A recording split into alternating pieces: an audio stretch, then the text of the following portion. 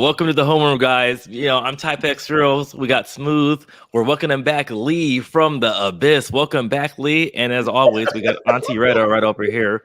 And we're gonna find out if people are afraid of the neighborhood going away. So, but before that, let's get into our intros. How are you today, Lee? I'm doing good. It's good to be back. Missed y'all.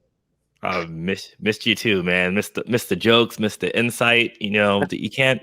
At least next time you need to call or you need to write, because at least when Retta's gone, she hits me up on the side. I'm able to slide into her DM, so we have that contact. With you, you're like Batman. You just like vanished. Don't put my business out there like that, Ellen. But that does make me think. I never see Lee and Batman in the same place at the same time. So I don't know. Oh, snap. You know what we forgot to tell y'all to do? Like, comment, and subscribe. Yeah, like, comment, no, I know what it is. I got my hand raised. I know what it is. Do you know what it is? What is it? Well, let's go into Retta, and then we'll let her go into this. Yeah. Oh yeah, see, she needs to turn her screen sideways. Yeah. Oh damn. Yep. 16.9. Look at that widescreen. Boom.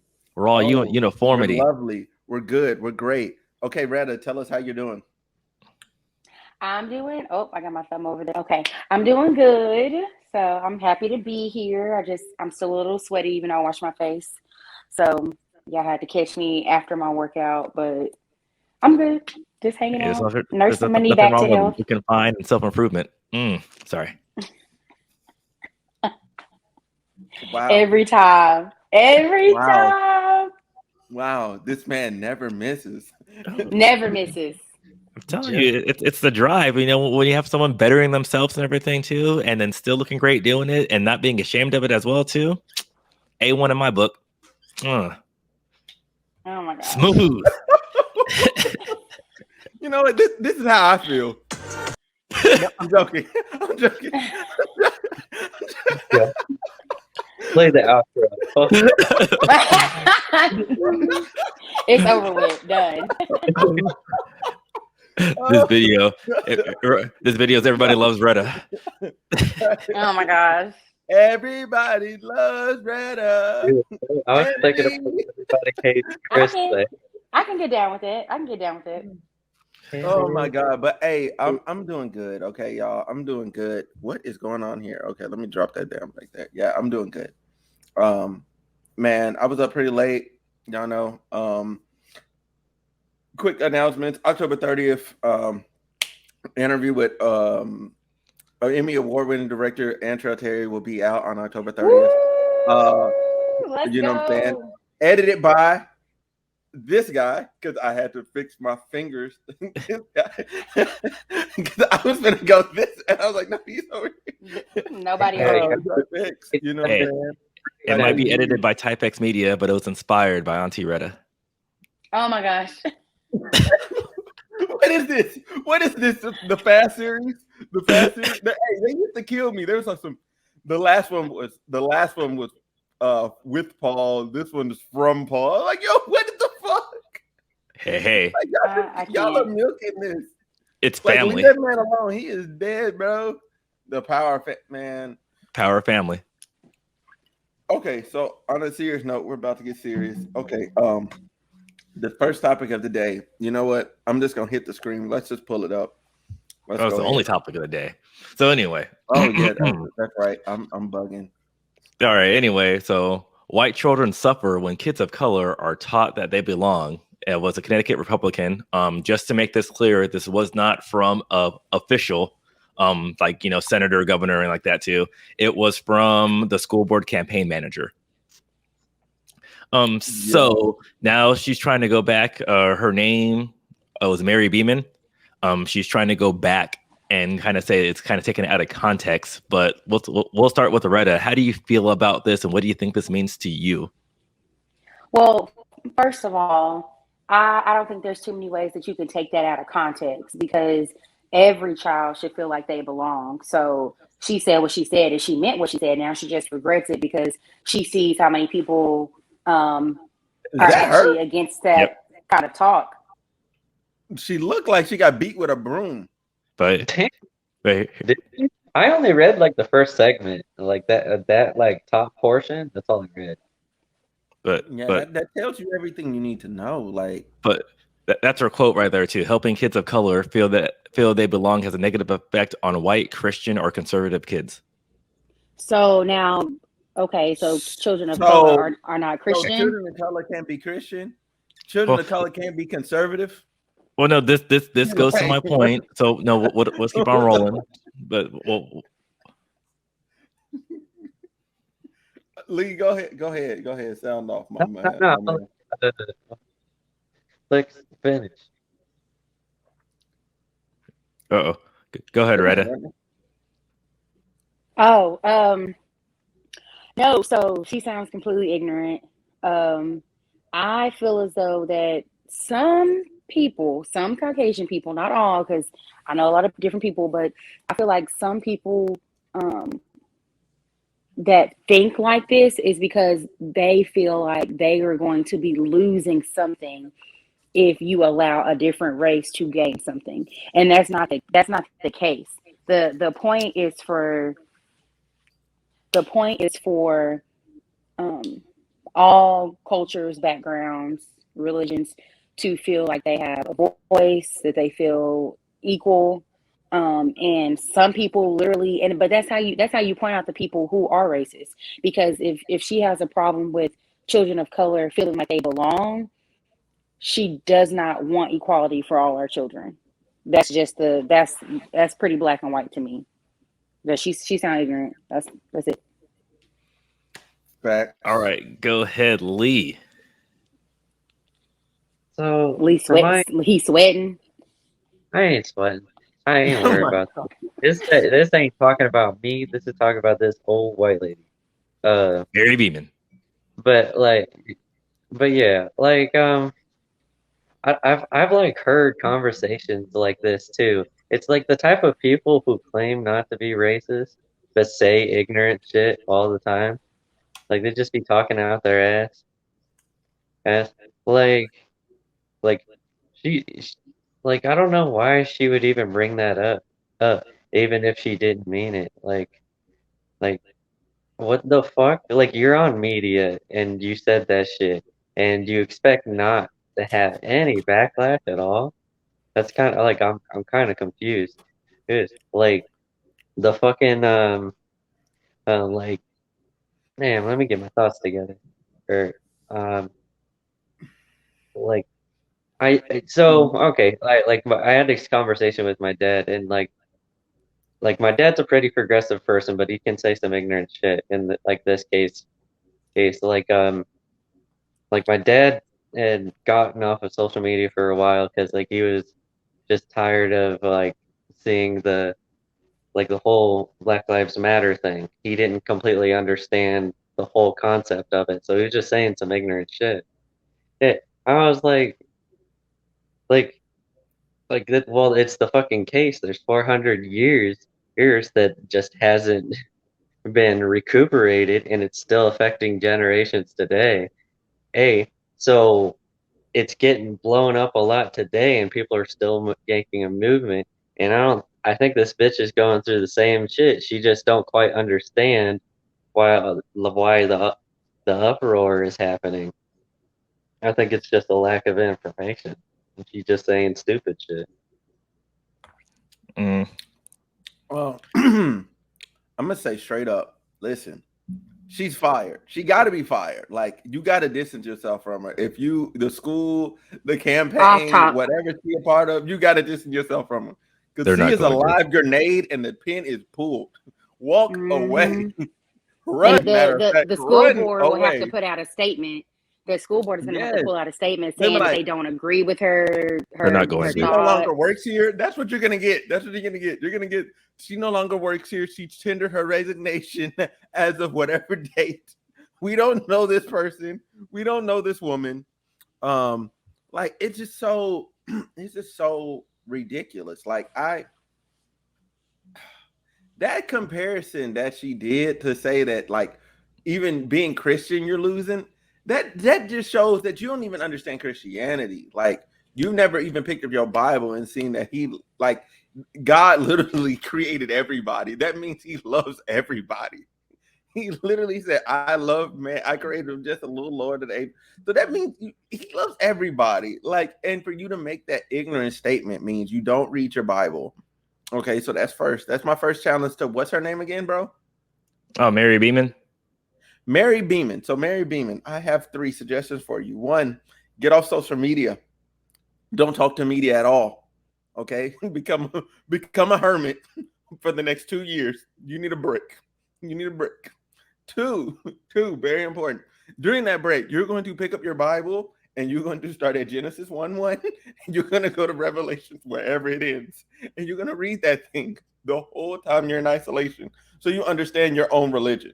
Okay, because you clearly don't even understand your own religion. That's off top. And then three, when it comes to making statements about people of color, okay, how about you talk to the nearest person of color and go, hey, I would like to ask you a question so I can broaden my understanding, so you can get some information and actually talk to some people, because you clearly have not talked to anyone. Actually, you haven't talked to anyone, and you haven't, I would say this, even if you did talk to someone, you haven't talked to anyone that wasn't, trying to use your platform or use your connections to actually build themselves up. So I would like to challenge you to go talk to a random person that's available to you, you know what I'm saying, and really try and learn. Really try and learn. Like, that's really what I would beseech you to do. Now, if nuclear option is that you're just that evil spirited,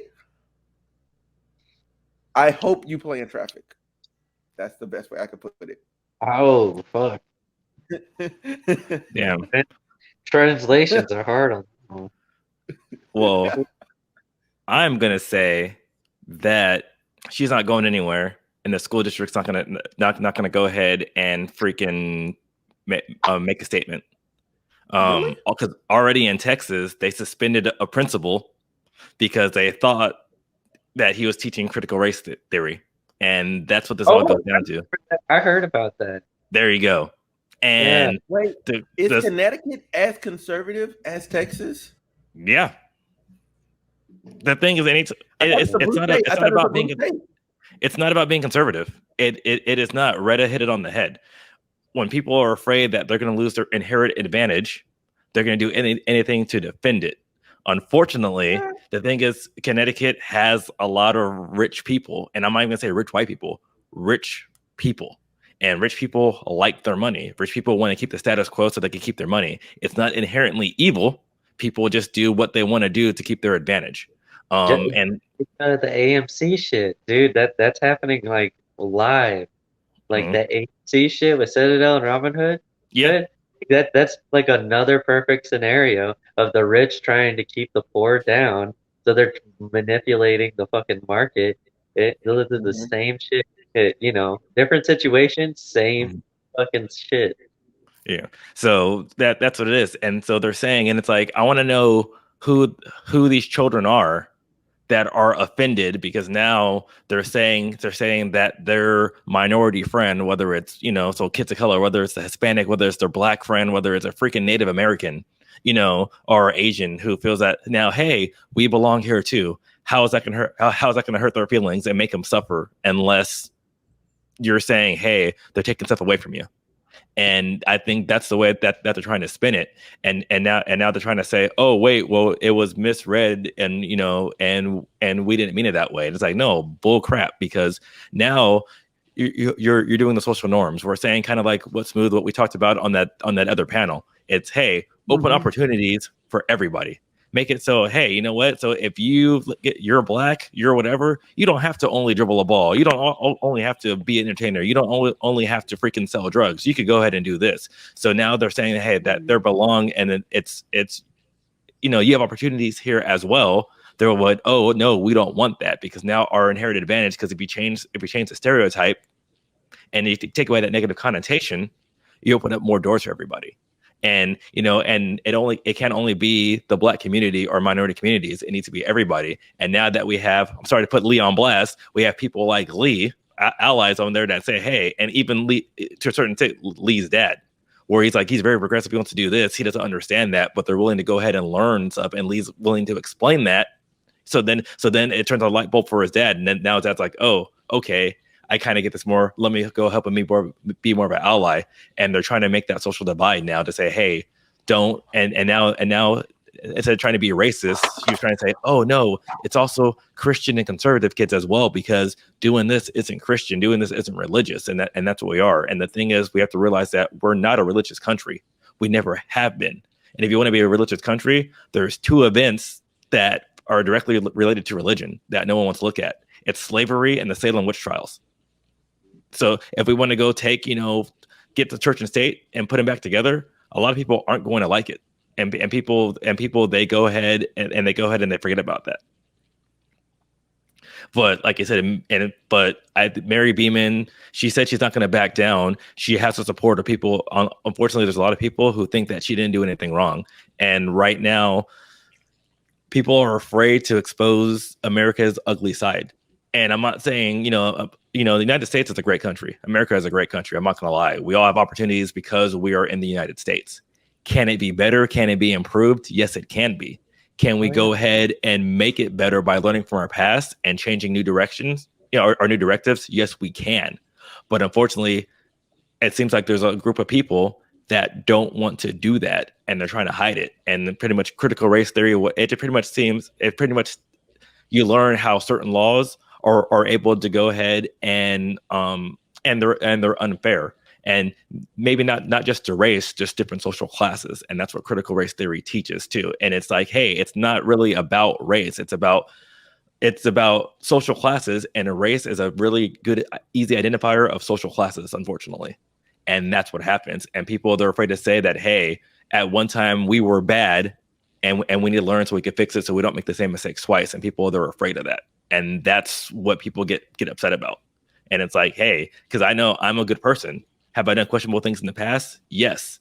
Do I like when they get brought up? No. But it depends on how the context. If you're bringing them up to make sure that you don't make the same mistake, I don't make the same mistake, and we're all getting better, then yeah, bring it up as a learning experience. And people, they don't want to, they don't want to have the drudgery, because we don't realize that, hey, segregation wasn't that long ago.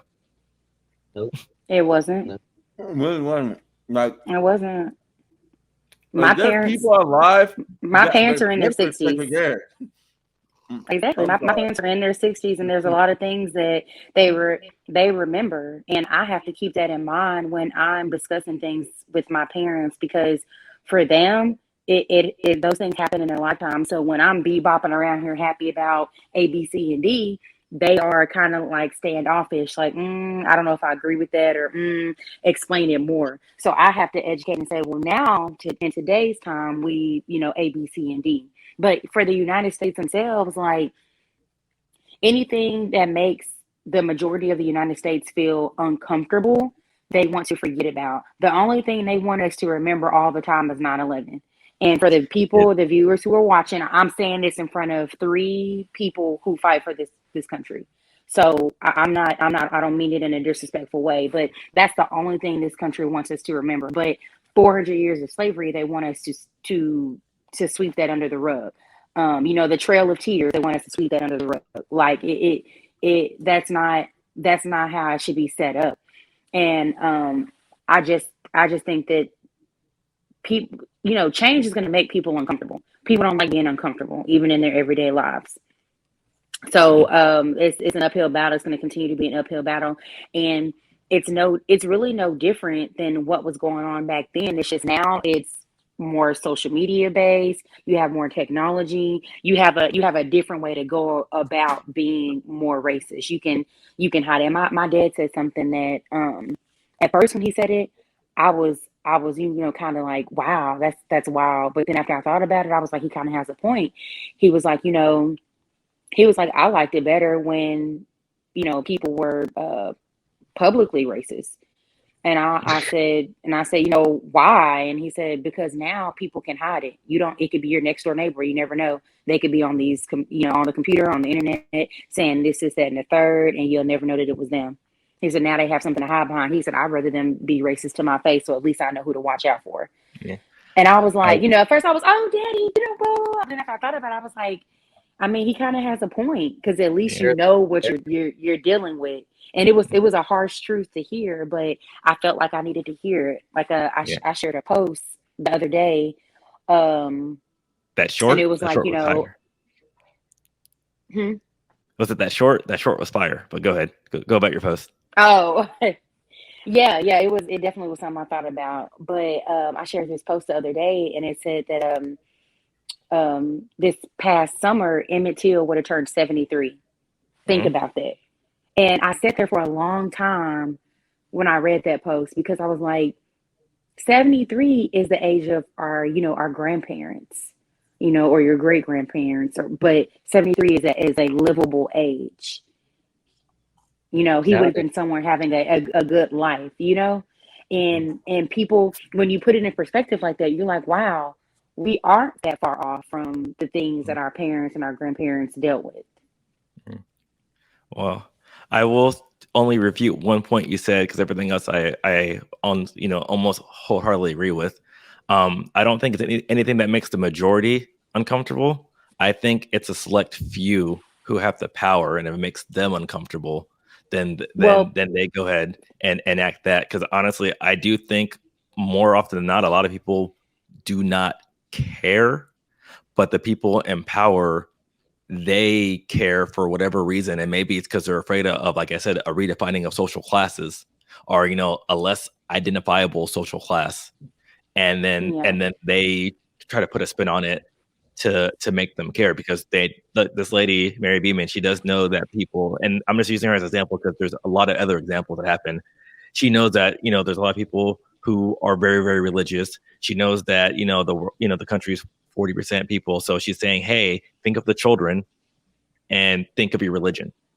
So she's playing on that because then people are, because a lot of people, I really do believe, and just talking to people, they really don't know what race theory is. And the thing is, race theory, if you go any deep dive into history classes, you don't know what race theory, like it's already been taught.